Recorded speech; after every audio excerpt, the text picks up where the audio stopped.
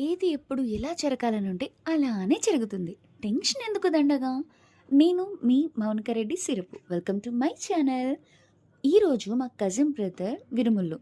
అందుకని కాకినాడలో ఉన్న బాలత్రిపుర సుందరి అమ్మవారి టెంపుల్‌కి తెల్లవారుజామున 3 గంటలకే వెళ్ళిపోదాం అనుకున్నాం మేము. అంటే అమ్మ ఫాస్ట్‌గా లేచారనుకోండి. బద్ధకంలో మనం నంబర్ 1 కదా! అందులోని చలికాలంలో అంత ఫాస్ట్‌గా లేస్తే చాలా కష్టం కదా బాస్! అందుకని నేను లేచి వెళ్ళేటప్పటికి టైం అయితే 4:30 అయిందనమాట. విరుములు అయిపోయిందేమో అనుకున్నాను కానీ అవ్వలే. ఎందుకంటే చాలామంది స్వాములున్నారు. హమ్మయ్య! అనుకున్నాను గానీ, ఆ తర్వాత టెన్షన్ స్టార్ట్ అయింది. ఎందుకంటే టైం అయిపోతుంది. విరుమలకి ఇంకా పిలవడం లేదు స్వామిని. ఇంకా స్వామి కిందనే ఉన్నారు. నేనేమో మళ్ళీ టైంకి 6 కల్లా నా వర్క్ ప్లేస్‌కి వెళ్ళాలి.